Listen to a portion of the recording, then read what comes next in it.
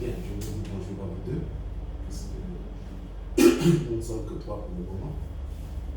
Il était attendu que nous soyons 6. Ça veut dire qu'il y a 3 qui ne sont pas là.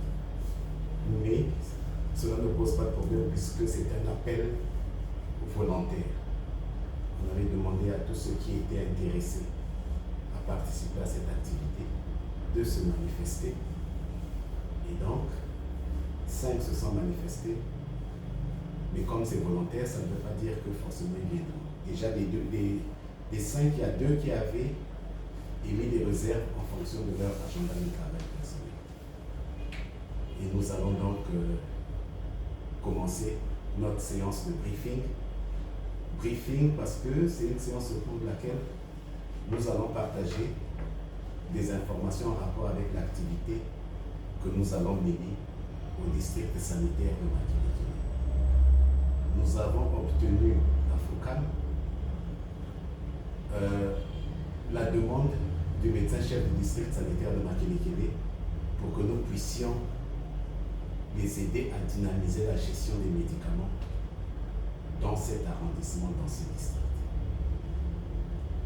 C'est un long programme que nous allons mettre en œuvre et il est bon, avant que nous ne commencions, que ceux qui participent aient la compréhension d'un certain nombre de notions et sachent comment on va conduire l'activité. C'est vrai que j'avais partagé les termes de référence, mais ce n'est pas toujours évident qu'en lisant les termes de référence qu'on ait la bonne compréhension de l'activité à mener.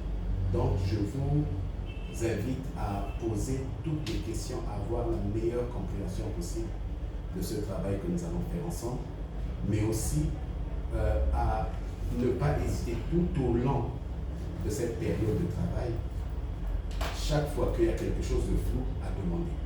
Parce que là, c'est le 3e travail de ce genre que nous menons.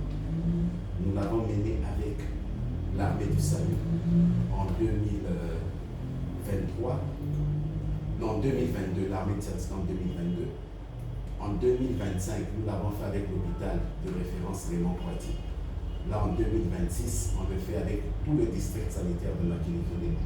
Donc, rien n'exclut que cette année ou l'année prochaine, comme les autres sollicitations, et progressivement, mais c'est vous qui allez commencer à piloter ce genre d'activité.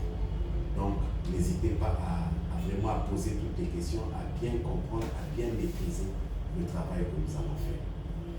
Et donc, pendant cette heure que nous avons, nous allons essayer de bien comprendre ensemble ce que c'est qu'un district sanitaire, puisque nous avons travaillé dans le district sanitaire de Makinikele. Ensuite, nous allons voir c'est quoi l'accès aux médicaments dans un district sanitaire. Ensuite, nous allons voir ce que la FOCAM peut faire dans un district sanitaire. La FOCAM a ses missions, mais dans un district sanitaire, qu'est-ce que la FOCAM peut faire? Et quand on aura fini cela, nous passerons vraiment aux aspects purement pratiques qui sont l'appui que nous allons apporter au district sanitaire. Et enfin, nous verrons la première activité qui est prévue dans le cadre de cet appui, qui est l'évaluation des capacités de la pharmacie du district et des centres de santé intégrés de Makinikele. Voilà donc le contenu de notre séance de ce jour, qui, nous souhaitons, ne sera pas trop long, mais assez riche. Donc, n'hésitez pas de m'arrêter chaque fois que vous voulez une clarification. Alors, la première des choses que nous devons voir ensemble, c'est ce que c'est qu'un district sanitaire. Est-ce que, Lucie, tu sais ce que c'est qu'un district sanitaire? Non, ne dis pas là-bas, sinon je ferme d'abord. Est-ce que tu sais ce que c'est qu'un district sanitaire? Un district sanitaire, ce sont les pharmacies de l'hôpital? Non, ce n'est pas ça. Herma, tu as retenu ce que c'est qu'un district sanitaire? Le district sanitaire, c'est. Comment expliquer ça? un centre de santé. Non, ce n'est pas ça. Un district sanitaire, c'est normalement une étendue géographique. Une étendue géographique qui peut être une entité administrative ou une entité opérationnelle. Comme on a défini le district administratif, le district de Igné, de la même manière, pour la santé, on a défini des districts sanitaires. Et ce sont donc des entités qui sont placées sous la responsabilité des collectivités locales. Ça, c'est ce que dit la théorie. Il y a un décret qui dit ça. Alors, si je veux expliquer ça en termes clairs, chez nous, un district sanitaire, c'est un arrondissement ou un groupe d'arrondissement qui met en œuvre des activités de santé. Quand on sort de Brazzaville et Pointe-Noire, ce ne sont plus des arrondissements, mais ce sont des districts ou des groupements de districts. Igné, par exemple, qui est un district administratif, va constituer un district sanitaire. Parce que là-bas, on n'est pas en milieu urbain, on n'est pas en ville, s'il n'y a pas d'arrondissement. Là-bas, c'est tout Igné, tout le district d'Igné qui est un district sanitaire. À Brazzaville ou à Pointe-Noire, où il y a des arrondissements, c'est Talangay qui est un arrondissement qui constitue un district sanitaire. Et à Pointe-Noire, par exemple, c'est Ngoyo. Et donc, dans ce district sanitaire, c'est quoi? C'est cette zone géographique-là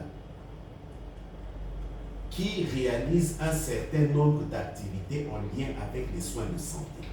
C'est ce qu'on va appeler district sanitaire. Et donc, à Brazzaville, nous avons 9 arrondissements. 9 arrondissements, ça correspond à 9 districts sanitaires. À Pointe-Noire, nous avons 6 arrondissements. Les 6 arrondissements correspondent à 6 districts sanitaires. Mais normalement, selon la loi,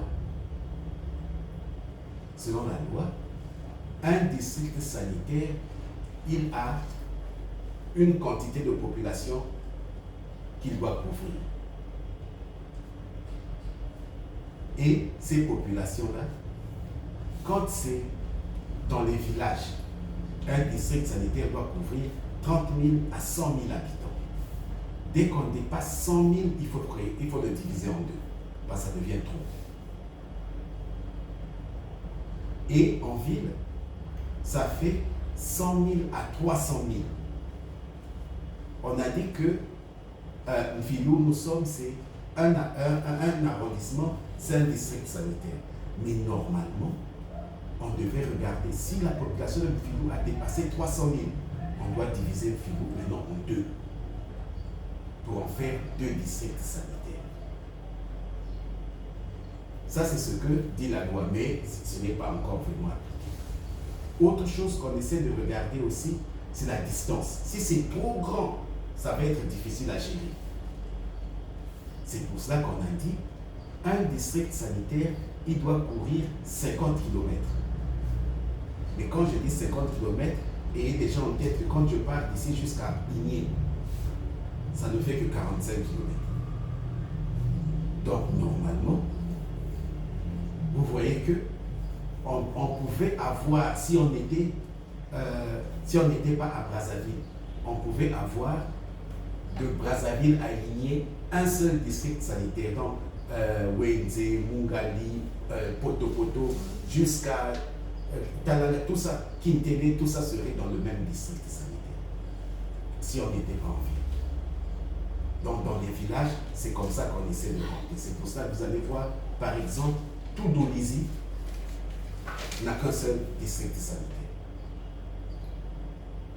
Mais, si jamais dans le district sanitaire on a des obstacles, comme un fleuve, ça veut dire que quand on est de ce côté du fleuve, on ne peut plus aller surveiller ce qui se passe là-bas parce que c'est difficile, il faut avoir un bateau, il faut avoir quoi? À ce moment, on coupe le district pour en faire deux. Donc, si vous avez une barrière géographique, on coupe.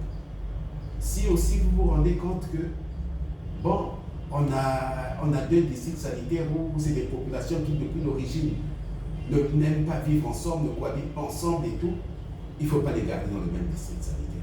Il faut diviser pour en faire deux districts sanitaires.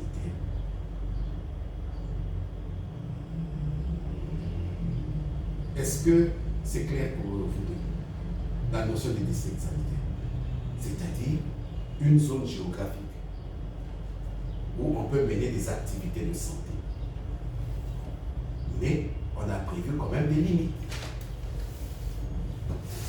Alors, si c'est clair, qu'est-ce qu'on devrait trouver dans un district sanitaire? C'est toutes les structures qui offrent des soins de santé, que ce soit dans le public, que ce soit dans le privé. C'est-à-dire tous les postes de santé qu'il y a, tous les centres de santé intégrés donc de l'État, tous les cabinets de soins infirmiers, les cabinets de sages-femmes qu'il y a, privés ou publics, tous les cabinets médicaux, tous les centres médico-sociaux, même les cabinets de médecine traditionnelle, les hôpitaux s'il y en a, les cliniques, les établissements pharmaceutiques, les pharmacies donc, les laboratoires. Donc tout ce qui est dans cette aire géographique-là, si nous sommes en philo, ça veut dire que quand on parle de district sanitaire, la pharmacie santé pour tous est dans le district sanitaire, même si en pratique les gens ne considèrent pas ça parce qu'on n'a jamais reçu les gens du district sanitaire à la pharmacie, les responsables du district sanitaire à la pharmacie. Nous ne sommes même jamais partis au district sanitaire là-bas pour aller leur donner un rapport ou aller poser un problème. Non. Alors que nous faisons partie du district sanitaire. C'est pareil pour les cabinets de sages-femmes qu'on a, c'est pareil pour les cabinets de médecine traditionnelle qu'on a ici là. En pratique, personne ne respecte ça. On a laissé les districts sanitaires s'occuper seulement des formations sanitaires publiques, alors que c'est tout le monde. Tout le monde. Quand on prend, par exemple, Poto-Poto, le CHU, c'est un hôpital qui est à Poto-Poto, donc ça devait être sous le district sanitaire de Poto-Poto. C'est ça un district sanitaire. Alors, qui gère le district sanitaire? Et ça, c'est très important. Le chef du district sanitaire, on l'appelle le médecin-chef. Comme on dit, c'est lui normalement le patron de la santé dans l'arrondissement. Le ministre de la santé dans l'arrondissement, c'est le patron c'est le médecin-chef du district sanitaire. Tu te souviens, Herma, tu es allé à une réunion au district sanitaire représenter la fondation. La jeune femme que tu avais vue là-bas, normalement, c'est une personnalité importante. Mais elle-même n'est pas consciente de ça. Elle n'est pas consciente de ça. Parce que normalement, c'est elle qui est le patron de toute la santé au niveau de ville. Et elle va gérer le district sanitaire avec 3 organes. On a ce qu'on appelle le comité de gestion. Le comité de gestion, c'est, s'il faut dire, le parlement du district. C'est là où il y a tous les grands qui décident. Ce n'est pas des gens forcément de la santé. Mais il y a les représentants, par exemple, des associations, les représentants des malades, les représentants des formations sanitaires. Tout ça, qui sont là-dedans, c'est ce qui fait le Parlement. Et c'est dirigé par le maire de l'arrondissement ou le chef de district. Ouais, ce n'est même pas un agent de santé. Donc ici, c'est le maire de Mfilou qui est le président du comité de gestion du district sanitaire. Parce que, évidemment, le maire, c'est lui qui représente le gouvernement, c'est lui qui représente même le Parlement au sein de l'arrondissement. À côté du comité de gestion, on a ce qu'on appelle l'équipe cadre de district. Et cette équipe cadre, c'est lui qui joue le rôle de gouvernement du district. c'est eux qui sont chargés de prendre les décisions dans le district. Et c'est composé des responsables des différentes structures, les chefs des centres de santé, les directeurs de l'hôpital. C'est eux, sous le médecin-chef du district, qui sont là pour prendre les décisions. Quand ils ont pris les décisions, maintenant, ils les amènent au Parlement, qui est le comité de gestion, qui, lui, adopte. Comme ça se passe. Le Conseil des ministres se réunit, adopte un projet de loi, envoie au Parlement, le Parlement vote pour que ça devienne une loi. C'est pareil ici entre l'équipe cadre et le comité de gestion. Et le troisième organe, c'est l'équipe de gestion. L'équipe de gestion, s'il faut dire, c'est le cabinet du médecin-chef. C'est-à-dire, sont chargés du médicament. Ceux qui est responsable du médicament au niveau du district sanitaire. Celui qui est responsable de l'information. Celui qui est responsable des actions sanitaires dans ce qui se passe dans les hôpitaux. Et c'est ça le cabinet du médecin-chef qu'on va appeler l'équipe de gestion. Donc, quand l'équipe cadre a pris une décision, c'est l'équipe de gestion qui fait le suivi, qui s'assure que les décisions sont bien prises. Voilà ce que c'est qu'un district sanitaire. J'espère que maintenant, vous pouvez avoir une meilleure compréhension et que lorsqu'on va aller dans le district sanitaire de Makelekele, si on vous dit, ah, vous devez rencontrer le médecin-chef, vous savez qui il est. Si on vous dit que non, ça, il faut rencontrer l'équipe cadre du district, vous savez ce que c'est. L'équipe de comité de gestion, c'est pas sûr de le rencontrer parce que lui se réunit une fois dans l'année seulement. Comme on dit, c'est le Parlement. Mais l'équipe cadre, c'est sûr que pendant notre travail, on rencontrera déjà avant la fin de ce mois, normalement, nous devons avoir une réunion avec l'équipe cadre du district parce qu'on doit leur présenter qu'est-ce qu'on doit faire. C'est eux qui prennent les décisions. C'est clair? Oui. Alors, deuxième des choses que nous devons voir ensemble, comme on a dit, c'est l'accès aux médicaments dans un district sanitaire.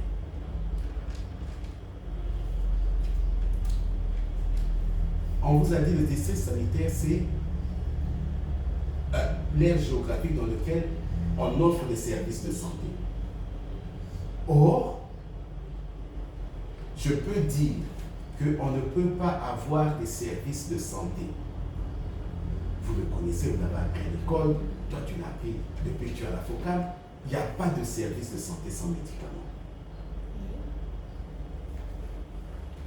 Et donc, le médicament a toute sa place. Mais, c'est quoi l'accès?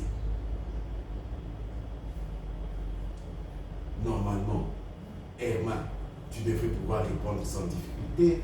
Lucie, tu n'as pas encore lu les documents de la FOCAM. Mais il faut savoir que quand on parle de l'accès, ça veut dire que le médicament soit présent. Voilà, vous avez vu ça à l'école. La mise en place? Non. Il faut que le médicament soit présent à l'endroit donné, au moment donné où on en a besoin. Donc, si j'arrive à l'hôpital, il faut que je trouve le médicament qu'on m'a prescrit. Pas qu'on me dise que ça viendra demain ou que c'était fini hier. Ça doit être là, au moment où j'en ai besoin. Mais ce n'est pas suffisant. C'est qu'il faut aussi que son coût ne soit pas supérieur aux capacités financières de la personne qui en a besoin. C'est ce qu'on appelle l'accès aux médicaments. Et c'est ce qui est la raison d'être de la FOCAM. Faire en sorte que le médicament soit là où on en a besoin, au moment où on en a besoin, et qu'il ne soit pas supérieur aux capacités financières de celui qui en a besoin. Parce que si le médicament n'est pas présent, ou s'il est présent mais coûte cher, alors il n'y a pas d'accès. Il n'y a pas d'accès. Alors, s'il n'y a pas d'accès, qu'est-ce qui va arriver?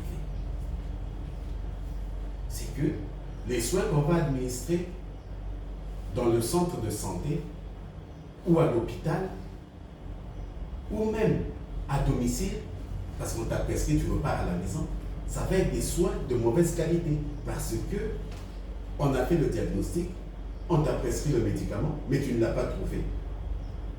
Mais tu ne pourras pas te faire soigner correctement. Et donc, on va avoir des prolongations de maladie, ou alors aggravation même de maladie. Parce qu'on n'a pas pu avoir le médicament. Le médicament était là, mais il coûtait cher. L'autre conséquence, c'est les médicaments de la rue qui continuent à pulluler. Parce que il arrive à l'hôpital, il n'y a pas de médicament. Il va à la pharmacie, le médicament coûte trop cher. Qu'est-ce qu'il va faire? Il va dans la rue. Tout ça, c'est parce que le médicament n'est pas accessible. Mais une autre conséquence, c'est le développement de l'automédication. Parce que tu vas te dire, ah, mais comment on appelle? L'autre avait déjà vu ça, non? Si je vais encore à l'hôpital, là, on va me dire ça, ou bien le médicament coûte trop cher, je prends seulement celui qui est là. Mais enfin, lorsqu'il n'y a pas de médicament dans un hôpital, ou alors le médicament là-bas coûte trop cher, les gens ils fouillent cet hôpital. C'est pareil si vous allez dans une pharmacie. C'est réputé que eux là-bas, ça coûte plus cher qu'ailleurs. Les gens vont fouiller cette pharmacie. Ou alors quand ils viennent demander une fois, il n'y a pas de ce médicament. Deuxième fois, il n'y a pas ce médicament. Troisième fois, ils vont fouiller. La quatrième fois, ils passent devant la pharmacie, ils montrent. Mais si les gens ne viennent plus dans les formations sanitaires, si les faux médicaments se développent, si les soins ne sont pas de qualité, ben c'est le district sanitaire qui va avoir une mauvaise réputation. On va dire qu'à Bakongo, là-bas, les gens sont en train de mourir plus qu'à Talangaï, parce qu'il n'y a pas de médicaments. Quand on voit le nombre de morts qui augmente, on ne se pose pas des questions, mais parfois c'est simplement parce qu'ils n'arrivent pas à avoir de médicaments. Ce qui fait que l'équipe cadre du district sanitaire doit veiller à ce que les médicaments soient disponibles, donc présents comme on l'a dit, mais aussi à un prix acceptable dans l'ensemble des structures sanitaires de l'arrondissement. Pas seulement à l'hôpital de Makelekele, pas seulement au centre de santé Terikyo, mais dans toutes les structures de santé de l'arrondissement, il faudrait qu'il y ait le médicament à un prix acceptable. C'est ce qui va permettre d'améliorer l'accès aux médicaments et donc la qualité des soins pour toute la population. Voilà pourquoi l'accès aux médicaments est important dans le district sanitaire.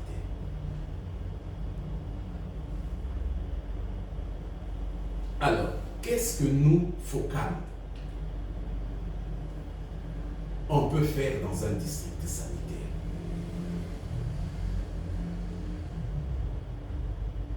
Vous savez quel est le but de la FOCAM?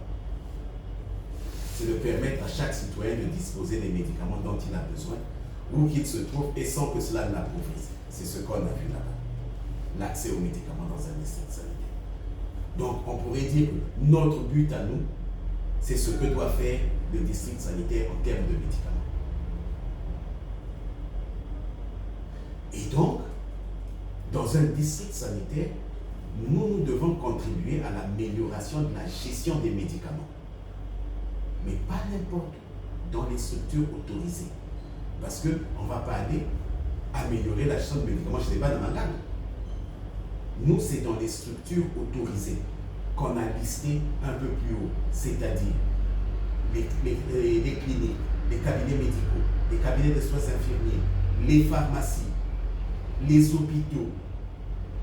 Partout là, nous pouvons aider à améliorer la gestion des médicaments.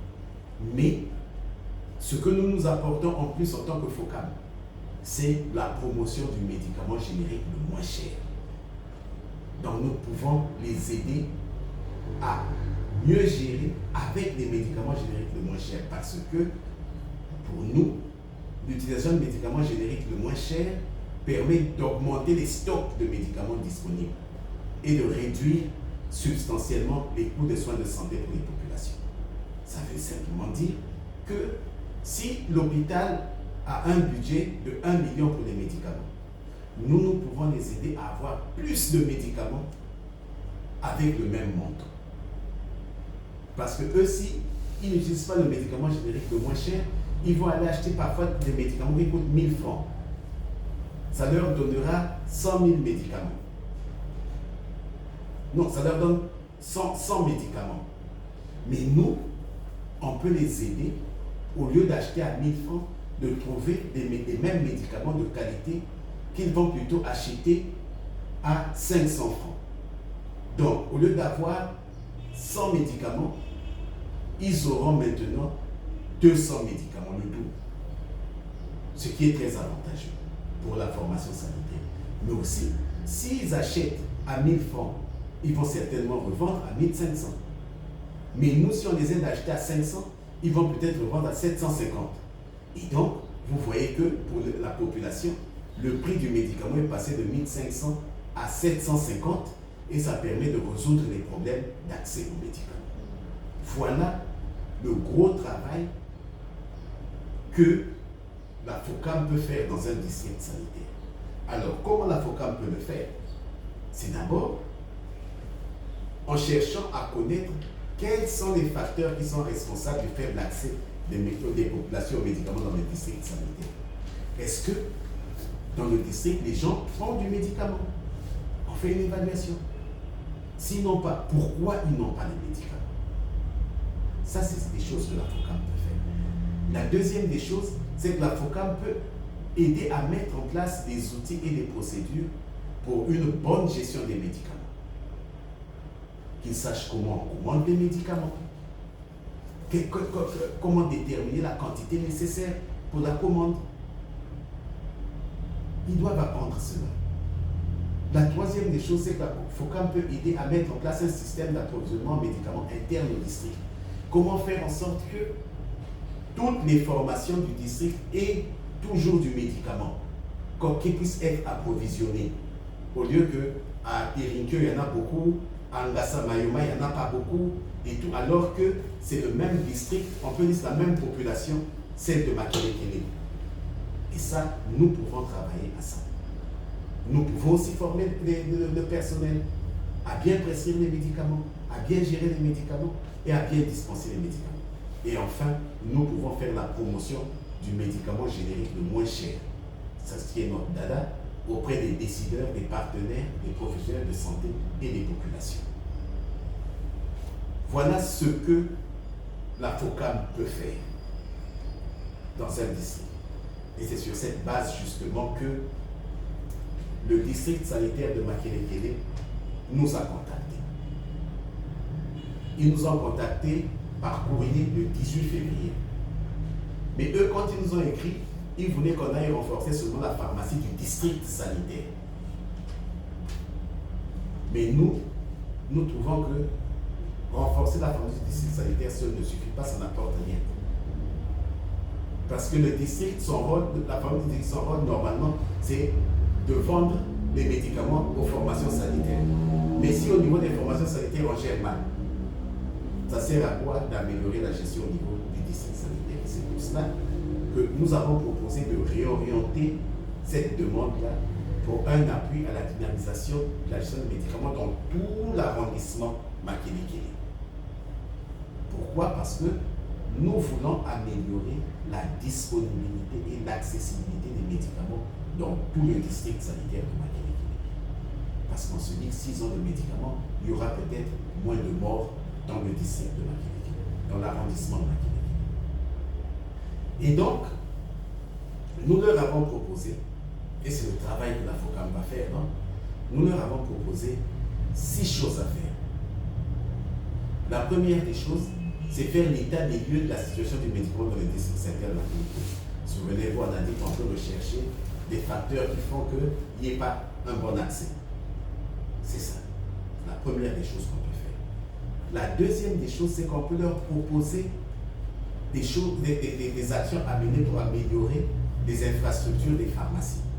Si on constate que les pharmacies ne sont pas dans des bonnes conditions de conservation, de stockage de médicaments, leur faire des propositions. Ce n'est pas nous qui allons améliorer ça. Mais on peut leur dire, ah, ici, là, il faut arranger comme ceci, ici, il faut arranger comme ça. La troisième des choses, c'est qu'on peut organiser une formation des gestionnaires des médicaments et des formations sanitaires et du district sanitaire. pour qu'ils sachent mieux gérer le médicament. La quatrième des choses qu'on va faire avec eux, c'est qu'on va mettre en place des outils de gestion des médicaments. Qu'ils aient tous les outils qui leur permettent de bien gérer le médicament. La cinquième des choses, c'est qu'une fois qu'on a mis en place des outils, une fois qu'on les a formés, nous allons les accompagner à nous assurer que les procédures telles qu'on leur a données pendant la formation sont mises en œuvre et qu'on voit qu'il y a de plus en plus de médicaments dans les formations sanitaires ou à la pharmacie du district sanitaire. Et enfin, nous pouvons, pour eux, suivre la performance, donc être capable de dire que, parce que nous avons 7 centres de santé intégrés, être capable de dire que c'est à ce centre de santé intégré qu'on travaille mieux et que la population est de plus en plus contente. Donc, on va suivre la performance de ces formations sanitaires pendant que nous serons avec eux. Et donc, nous allons travailler, on peut dire nous avons commencé à travailler avec eux de mars à décembre 2026. C'est un long programme.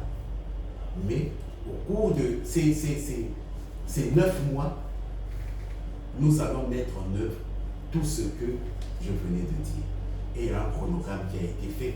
Pour ce mois de mars, nous avons normalement 3 activités. La première, c'est la réunion de cadrage du programme d'appui. On ne l'a pas fait en réunion comme ça, mais on l'a fait à travers des échanges de mails et de WhatsApp pour nous accorder justement le cadrage et nous accorder sur le travail qu'on va faire. Ça, c'est fait.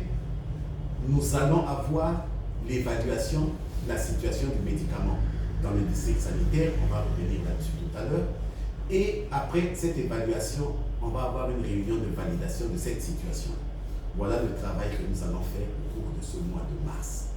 Et puis, au cours du mois d'avril, là, nous allons maintenant organiser une session de formation.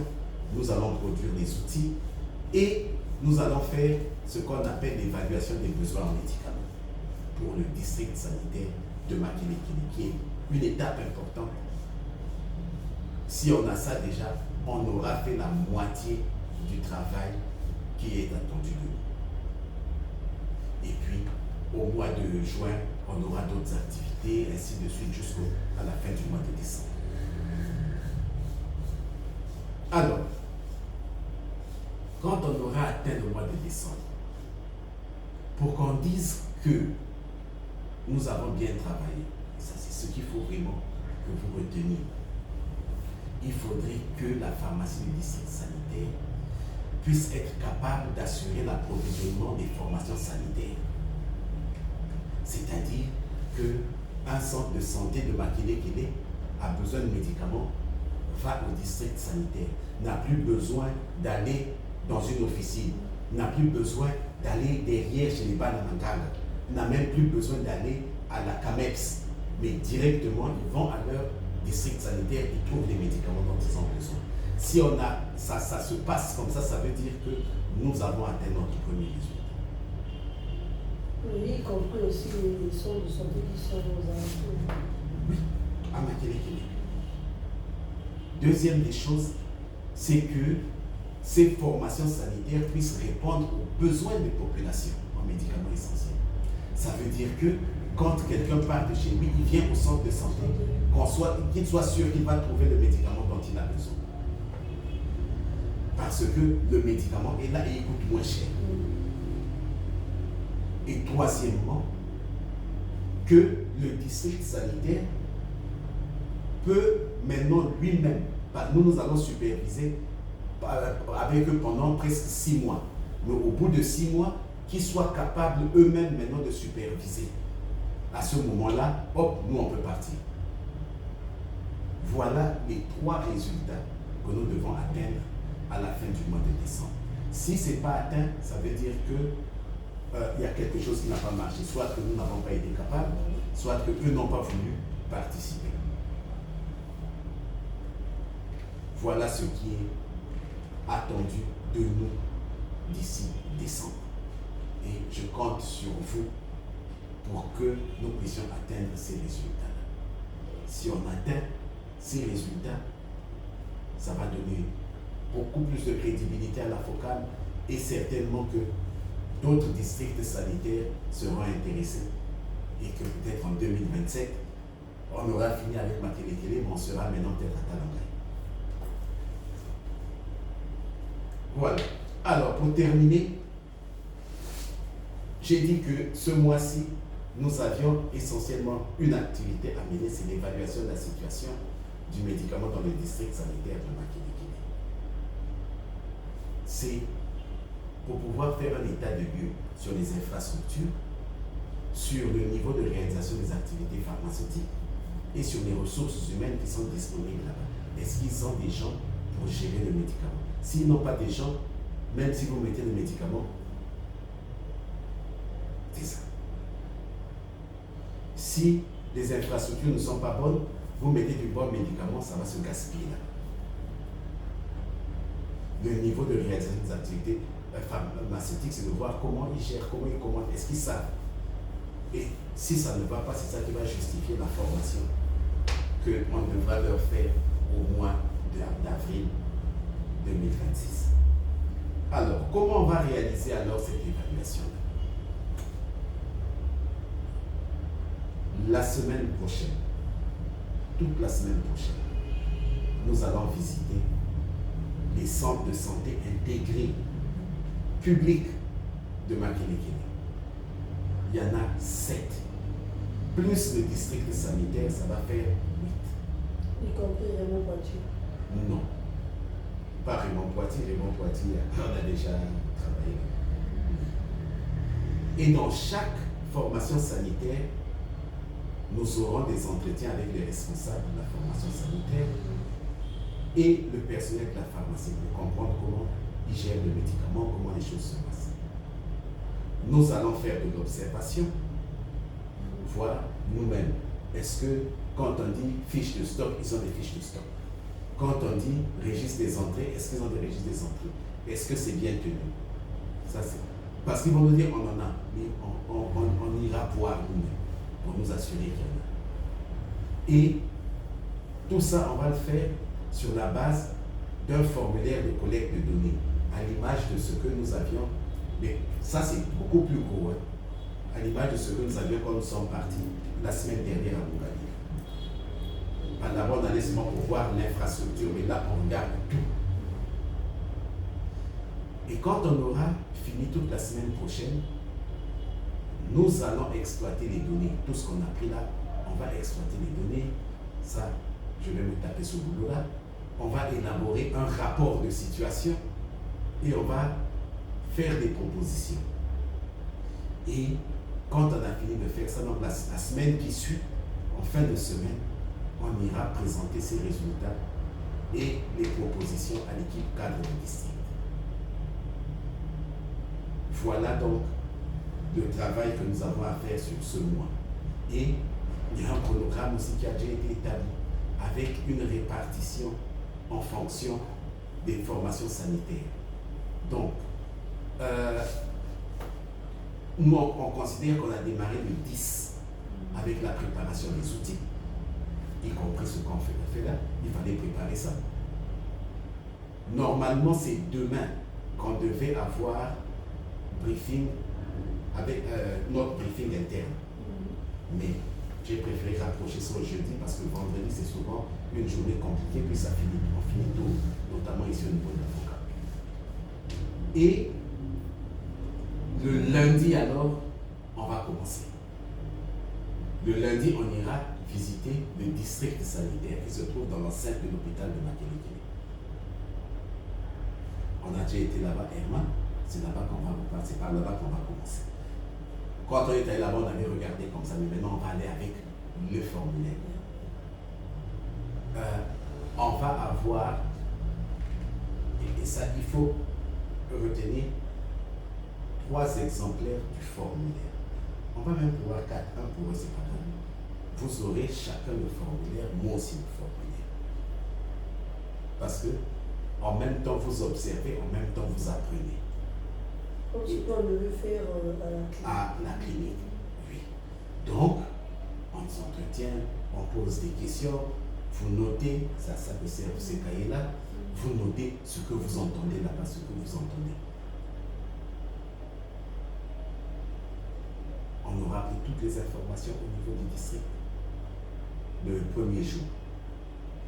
Et le 17, le deuxième jour, nous irons à Kinsundi et à Kingwari parce que tous sont du même côté. On va au CSI de Kinsundi, on finit, on va au CSI de Kingwari. Au lieu de repartir le lendemain, non. L'autre sera accompagné de quelqu'un qui là-bas. Même au district, on sera accompagné. Oui. Parce qu'il faut le faire avec quelqu'un de chez eux même. Oui. C'est pour ça que je dis on fera un exemplaire aussi pour lui quand même, puisqu'il sera avec nous. Quand on a fini le mardi à Kinsundi, Kingwari, le mercredi, on va faire Diata et Terikyo. On commence par Diata. Par ici, on s'arrête à Diata. Quand on fait Diata, on sort, on va à Terikyo. On fait Terikyo, c'est fini. Le mercredi, on va faire Mamba et Ngassa Mayoma. Si ça tient. Parce que je sais que Ngassa Mayoma, c'est vers Ifuiti. Mais on dirait que Mamba aussi, c'était en bas là-bas. Ils vont me confirmer. J'avais visité Mamba, mais ça fait plus de 10 ans. Et le jeudi, on va faire Jean Tati. C'est ça, non? Le 20, c'est jeudi. Voilà. On va faire Jean Tati. Comme ça, on a bouclé. Jean Tati, là, je trouve. Jean Tati, ça doit être aussi dans les bas-fonds de Makele qui est là. Oui. Donc, c'est pour ça qu'on commence cet axe-là, Kinsundi, Kingwari. Après, on prend ce qui est un peu au milieu, la Terikyo et tout. Et après, maintenant, on entre dans les bas-fonds de Makele qui est là. Voilà. Et quand on a fini ça, donc, on aura nous-mêmes, certainement le vendredi, on se retrouvera. Maintenant, nous, vous avez pris des notes, vous allez réfléchir, vous avez rempli les fiches. Maintenant, nous allons discuter. Qu'est-ce qu'on a constaté? Qu'est-ce qu'on a constaté? Et c'est tout ça là qu'on va récupérer, je vais récupérer et je vais préparer ce rapport de situation.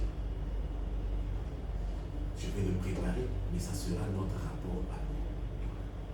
Je vais écrire en vos noms. Et vos noms figureront devant. Donc, celle qui va aller là-bas seulement pour passer le temps, je ne serai pas content. Parce qu'on va se retrouver ici. Et il faudrait me montrer que vous avez suivi, que vous avez constaté, que vous avez fait. D'accord? Oui. Et le 26, ça sera le jeudi qui suit, je crois. Nous allons donc, dès qu'on finit, ce jeudi prochain, dès qu'on finit avec l'évaluation, je demande déjà au médecin chef de district, et puisqu'elle a l'agenda, de convoquer la réunion de l'équipe cadre pour que le jeudi, qu'on vienne leur présenter, on va leur présenter ce que nous avons constaté, nos propositions et ce que nous comptons faire pour la suite. C'est pas le vendredi. Le 26, c'est vendredi. Parce que le jeudi, on va visiter. Ce jeudi, aujourd'hui nous sommes jeudi. Oui. Nous commençons le lundi. J'ai pour terminer. Jeudi. Vendredi, nous travaillons ici. Oui. Non, le jeudi de la semaine qui suit. Ah, d'accord. Le jeudi de la semaine qui suit, on va présenter le rapport. D'accord? Le jeudi de la semaine qui suit, on va présenter le rapport. Et on aura terminé ce qui est attendu de nous pour le mois de avril. Non, mars. Le mois de mars. Voilà, mes chers, ce que je voulais vous présenter, le travail que nous aurons à faire pour le district sanitaire de Makele. Alors, est-ce qu'il y a des questions? Est-ce qu'il y a des choses que vous souhaiteriez ajouter? On peut en parler. C'était bien clair.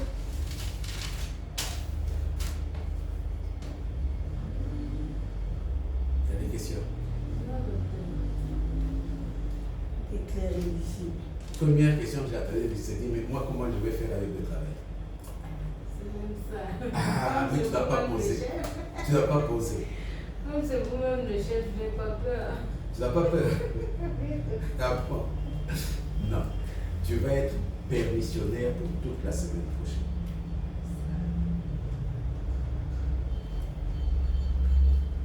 D'accord? Tu vas être permissionnaire toute la semaine prochaine. Tu viens pour la focale. Tu as une permission. L'heure. Hein? L'heure. Ah, l'heure. Oui. L'heure, nous allons faire 2 formations sanitaires par jour. Donc, l'idéal pour nous, c'est de travailler de 14 heures, je dis de 14 heures, de 10 heures, il faut que je me communique là-bas, de 10 heures, disons à 15 heures.